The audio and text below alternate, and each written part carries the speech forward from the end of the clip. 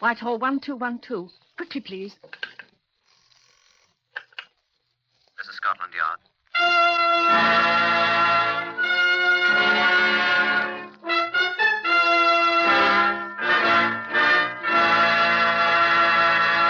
For the first time, Scotland Yard opens its secret files to bring you the authentic, true stories of some of its most baffling cases. These accurate records are drawn from the actual files of Scotland Yard. They're true in every respect, except for the names of the participants, which, for obvious reasons, have been changed. Research on this exclusive series has been done by Percy Hoskins, chief crime reporter of the London Daily Express. The stories for radio are written and directed by Willis Cooper. Some of the participants: Donald Rhodes, Chief Security Officer of Heathrow Airport and a former Scotland Yard man. It was a considerable responsibility. Detective Sergeant Vivian Morris of Scotland Yard. I am a suburban housewife. Chief Inspector Robert Sheehan of Scotland Yard's Flying Squad. Step into the Black Museum here with me. I should like to show you something. John? Oh, is that you, Sheehan? Yes, I brought some friends to see you. Yeah, I'll be with you at once. Good afternoon. This is Chief Superintendent John Davidson, curator of Scotland Yard's Black Museum. Oh, how do you do? Well, I expect you've come about the relics of the Heathrow affair. Right. Oh, on the table there behind you. All we have. Oh, good. Yes, this one I recognize. Iron bar used by criminals in Heathrow affair. Some of my hair still sticking to it. Yeah, some of your blood, too, Bob. Makes my head ache yet.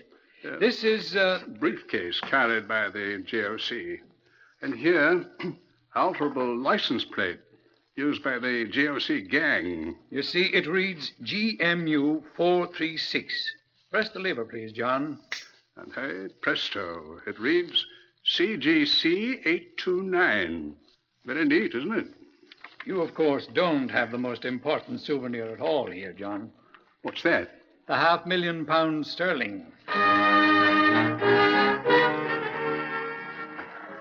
I think that I should tell you a little about our flying squad. It consists of a large number of motor cars, all wireless equipped, all very fast, and all kept constantly in superb condition. The flying squad is on duty 24 hours a day, a highly mobile force, available on extremely short notice at any point in the entire London area. The members of the flying squad are hand-picked, and they're very unusual men. These three are typical. This is Detective Sergeant Nobby Clark of the flying squad. Yes, sir. I was one of Lord Louis' commandos. I was at Narvik. Oh, yes, and at Dieppe. Former leading petty officer Dusty Miller of HMS Peavey. I am 29 years old. I am 6'2" and I weigh 14 stone 8. I was welterweight champion of my ship, the light cruiser Phoebe. Detective Sergeant Ray Lawton, a Canadian. I'm about the only policeman you ever heard of who was once a lion tamer in a circus. Like all policemen in Britain, we seldom carry arms, although I assure you we're quite able to use them effectively should the occasion demand them. British policemen rely on the weapons provided by nature, augmented occasionally, of course, by the issue of stout truncheons or rubber coshes, which I understand the Americans call blackjacks, and which are wondrously effective. Our job, you see, is not to shoot criminals, but to bring them to justice, or, if possible, to prevent their depredations. We find our methods rather effective. Well, in June 1948, the great new London airport, London had long since outgrown the famous old Croydon Aerodrome, was operating at capacity, although it was still far from completion. My old friend Donald Rhodes, a veteran Scotland Yard man who was chief security officer at Heathrow, came to call on me at the yard. Can't stay away from the old home place, can you, Donald? I asked. I always know where to come for help, Bob. What's the matter? You know the GOC? General officer commanding what? Ancient and honorable brigade of robbers. Oh, Moriarty? Moriarty, Townsend, Inge, Hughes, West, Simmons. Brown, Bennett, dozens of names. Yes, I know him. Or know of him, I should say. Big operator. Biggest. Well, his recce people have been looking us over. What's he after? A nice new airplane for himself? Gold. At Heathrow? We transship thousands of pounds in gold, you know. International affairs. Planes fly in dripping with the stuff. Leave it overnight with us and... Leave it lying about? We keep it as short a time as possible in our bonded warehouse under guard. Strongest safes in the country. Guarded, of course. Try and get past them. Much gold? Plane load at a time. How's he going to do it? Tanks or something at dawn? Oh, he'll be much more clever than that. He always has been. That's why he isn't sewing mailbags at Dartmoor today. How'd you get on to all this? I brought the chap along, one of my mechanics. Like to talk to him? Naturally. Come in, will you, Curran? Yes, sir. This is former Lieutenant John Curran of the Royal Tank Regiment, Bob. Good afternoon, sir. Sit down, Mr. Curran. Thank you, sir. Tell Chief Inspector Sheehan about it, will you please, Curran? Well, sir, I've been with Mr. Rhodes for quite some time. The day before yesterday, I received a telephone call from an acquaintance of mine named Edward Mybridge. Where did you know this Mybridge before? We were in prison together, sir. Prison? Well, Mr. Hitler's off flag, 18 in the war. Oh, German prison camp. Yes, sir. I hadn't seen him since we were demobbed and we had a drink together. Oh, let's not waste any time, please, Curran. Oh, no, sir. Well, he telephoned me again yesterday, sir, and... You had another drink? Right, sir. He asked me how I'd like to make a lot of money on the whiskey, and I said fine.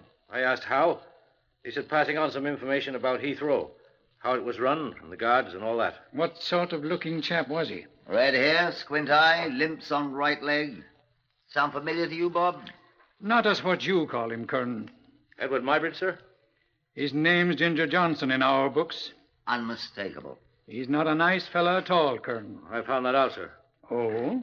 He warned me to say nothing to anyone about our conversation, or he'd have to take steps. I remembered what he did to a German prison guard the day we were released, sir. What? Cut his head off with a mess knife. A very hard character indeed, this Edward Mybridge, alias Ginger Johnson. An old Borstal boy. He had served honorably in the army, but had returned to his old ways immediately upon demobilization. He was well known to us as one of the GOC's most useful lieutenants.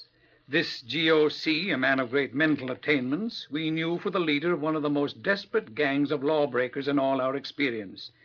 A genuine storybook mastermind. He had for many years operated like a real general officer, commanding, maintaining a small staff of rough and ready assistants like Mybridge, and recruiting his actual operatives, his army, for specific jobs as he needed them. Scotland Yard had never been able to lay a finger on him, although he was quite well known to us under a variety of names and ostensible professions. It was obvious that this was to be no small undertaking. He needed to be watched, and thoroughly, and beginning at once. I telegraphed a chief inspector I remembered in a Scottish town not far from Perth, and he reported to me at Scotland Yard the next day. I finished my briefing on what he had to do for us. Oh, I'll recognize him all right, sir. You've a lot of pictures of him. I wish we had him. I'm not to arrest him, sir. You'll not have a chance. He's a most law-abiding man. Now, he's never seen you in his life, and you understand I don't want him to see you. Okay, sir. I'll want to know everywhere he goes, everyone he talks to. Aye, sir. Don't telephone in. Stay with him till you see him home in the evening. Then come in and report. Okay, sir. And good luck. You'll need it. Oh, I'm a very ordinary-looking man, sir. He'll never see me. Chief Inspector Ross was back in my office in 2 hours. Well? I was standing on the corner, sir, waiting for the bus with him. And just as it stopped, he turned to me and said, "It's all right, Chief Inspector Andrew Ross. You can go back to Perthshire. I'm just going to my bank this time." A detective constable we imported from Leeds who looked like a clergyman was addressed pityingly by name by the GOC, who trod on our man's toes. The language he employed was quite unclerical. The law, of course, does not permit tapping a suspected man's telephone, so we were forced to continue to try to trail him to find out precisely what he was doing. But infallibly he recognized our people. Rhodes kept hounding us. He couldn't organize his plan to defend the airport until he knew more of the GOC's probable intentions, and the man outwitted us at every turn. There came a morning 10 days or so later when I saw Vivian Morris, one of our women detective sergeants, pass my open door. "Oh, Sergeant," I called. Good morning, sir. Come in here a moment, will you? Yes, sir? Vivian, Yes, sir. You're a very pretty girl. Why, thank you, sir. Have you ever followed a man?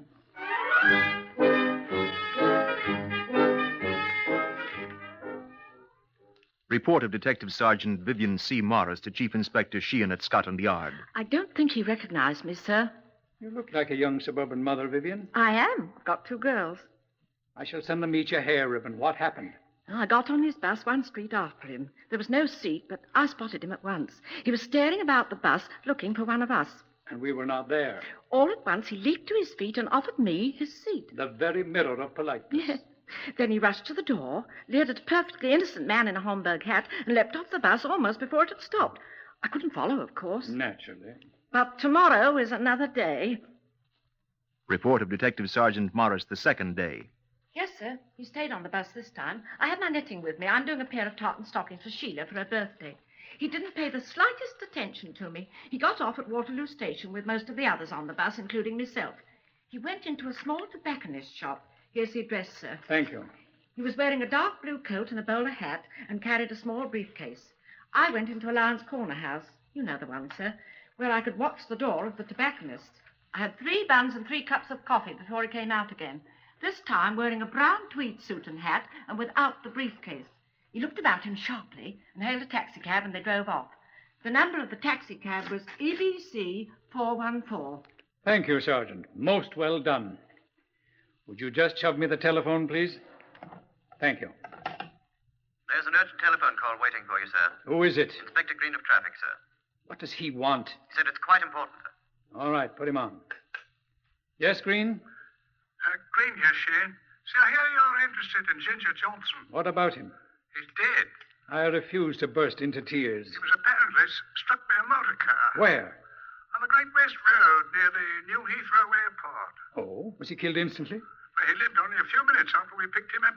Well, he's out of our hair. Oh, did he say anything? Just a sec. What must he said? He said, say, perhaps you know what he was talking about. What'd he say? He said, tell Karen not to drink the tea. It's poisoned.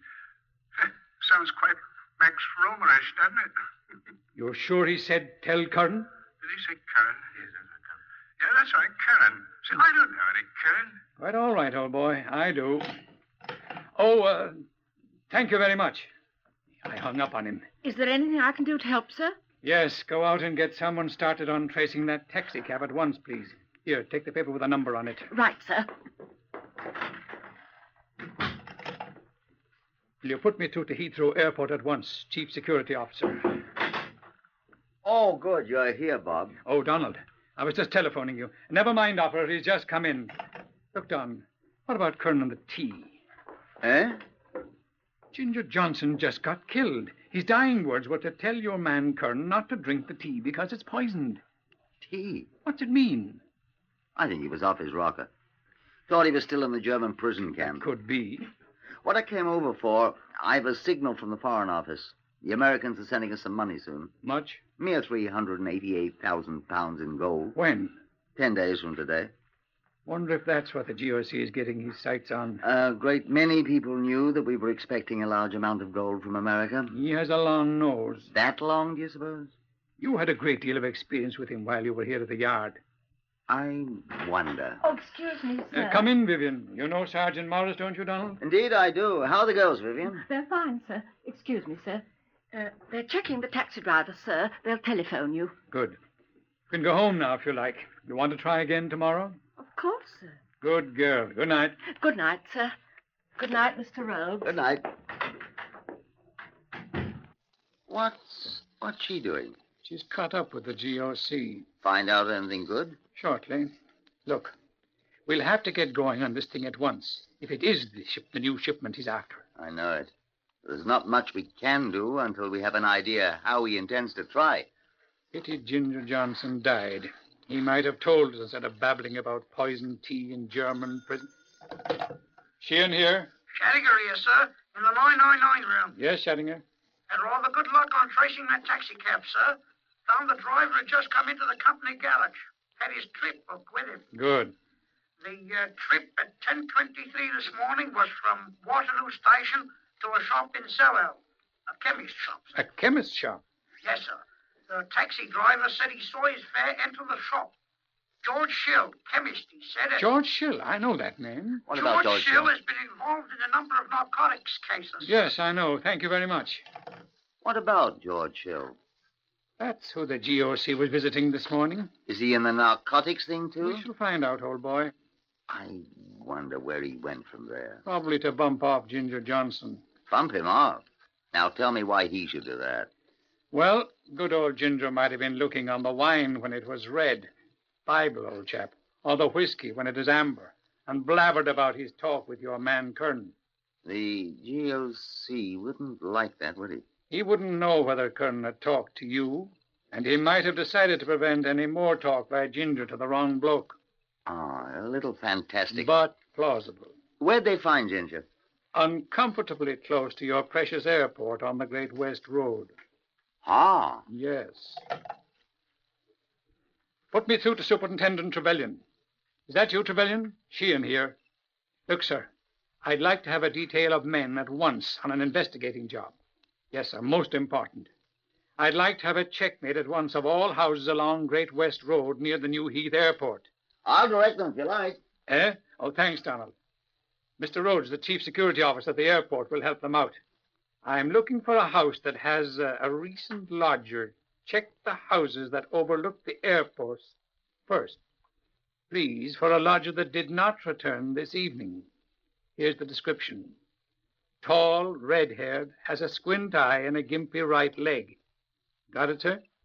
Thank you. Yes, sir, I'll get a search warrant and come at once when they find him.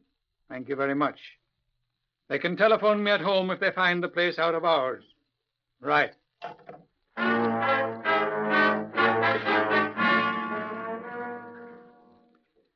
A few minutes after midnight, I was awakened by a telephone call from one of the men of Superintendent Trevelyan's squad.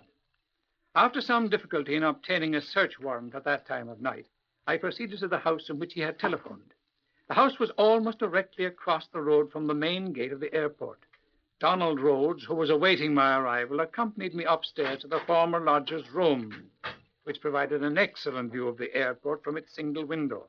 The householder turned on the lights and left us. The room was quite neat. There's a chair by the window. Yes. Turned towards the window. Cushion's rumpled quite a bit. Somebody's been sitting on it a lot. Here's an officer's musette bag in the closet. Have a look. That's his, all right. See?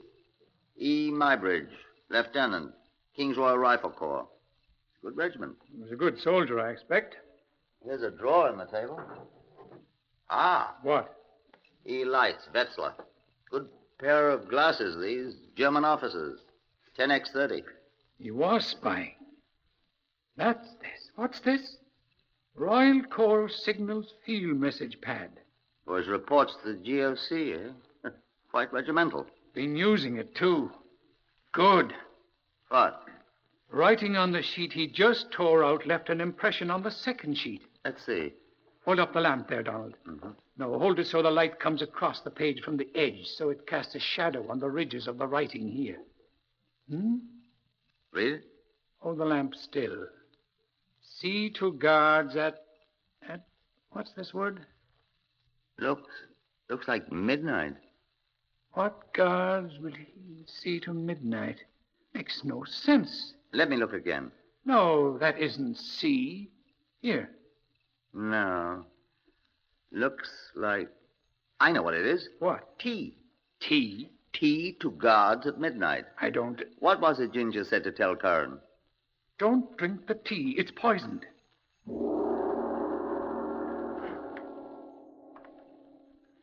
It was the custom at that time for a local tea shop to send a man with a tricycle around the airport every night with a huge container of hot tea.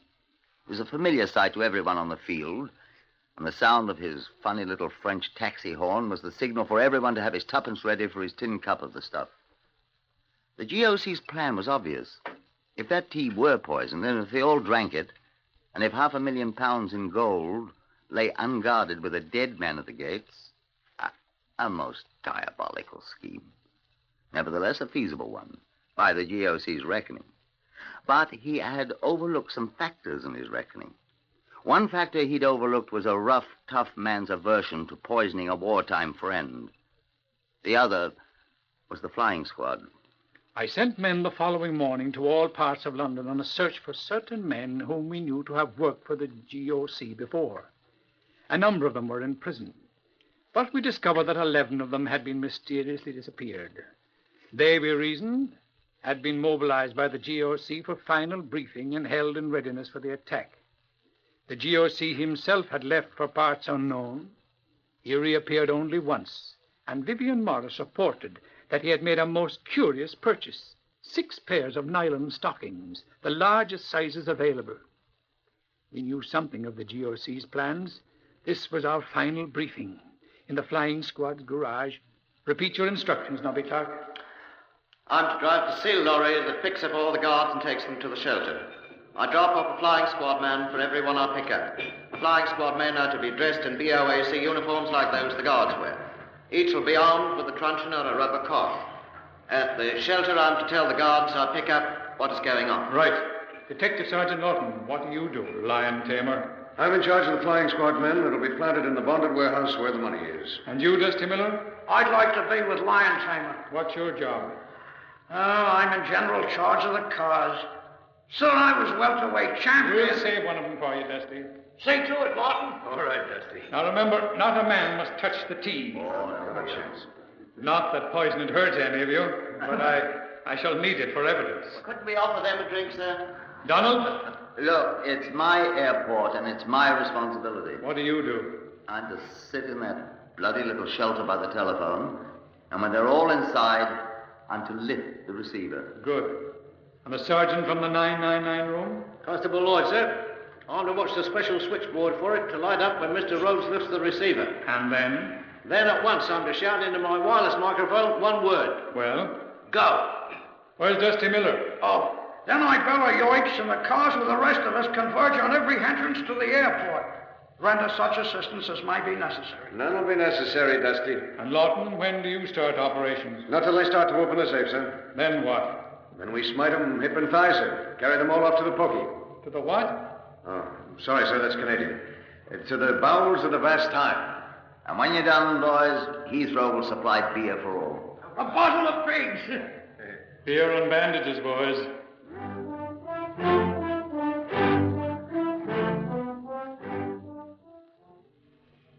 The day came.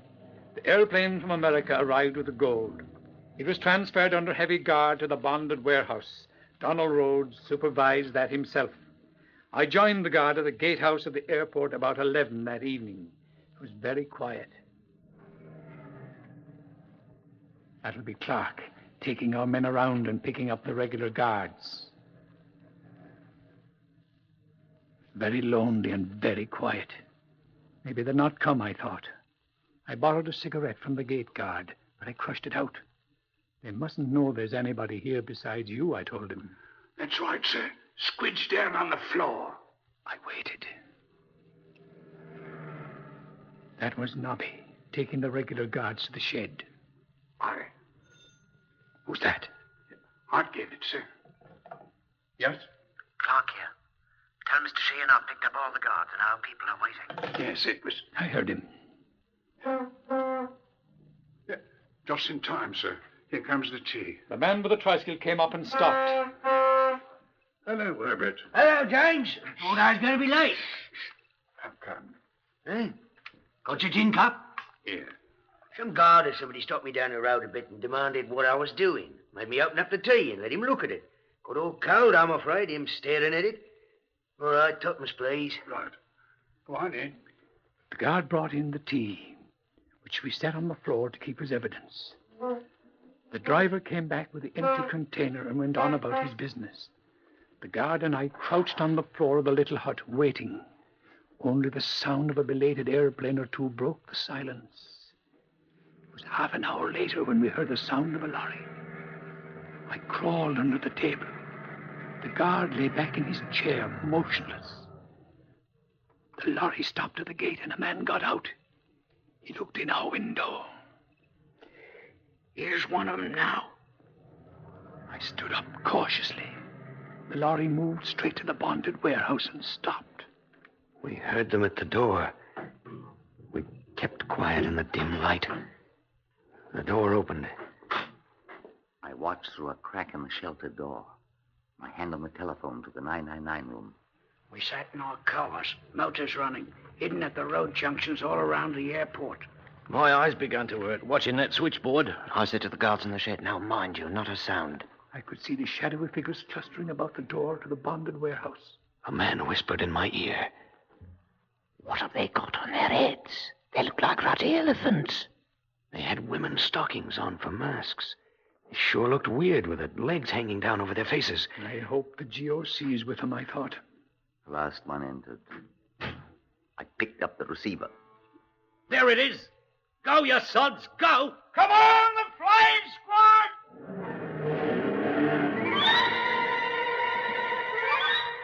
They're at the safe. Hey, stay where you are. The police officers. Head on!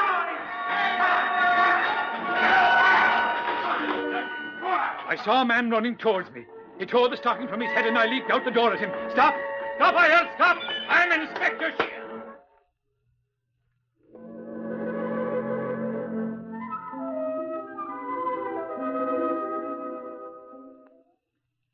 When I came to an hour later, I discovered the grandfather of all bumps on my head from the loaded cosh the man had caressed me with. My men of the flying squad stood about, many of them bandaged to the eyes, but all happily quaffing beer. We totted up the score, 11 prisoners, including the one who had struck me and whom the gate guard had taken care of. 2 broken arms, 1 smashed nose, and a turned ankle. A pile of heavy coshes and short iron bars the robbers had carried. And the 388,000 pounds still untouched. The prisoners bore a large variety of contusions, black eyes, and broken heads. I had a headache for a week. We never did catch the GOC, but we sent 11 of his men to prison, having caught them red-handed. And to this day, no one has ever dreamed of robbing Heathrow again. If they do, sir, may I have a chance at him, too?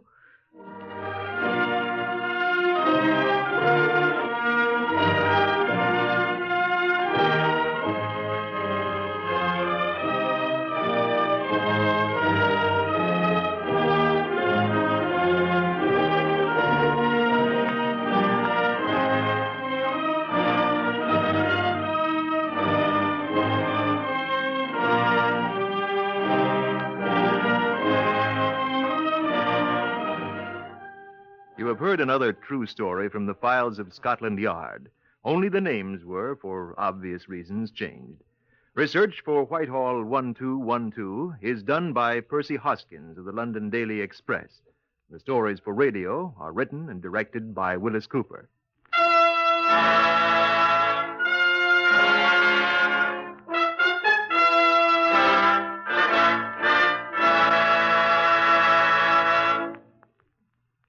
Listen again for Whitehall 1212 2 weeks from today and weekly thereafter. 3 chimes mean good times on NBC.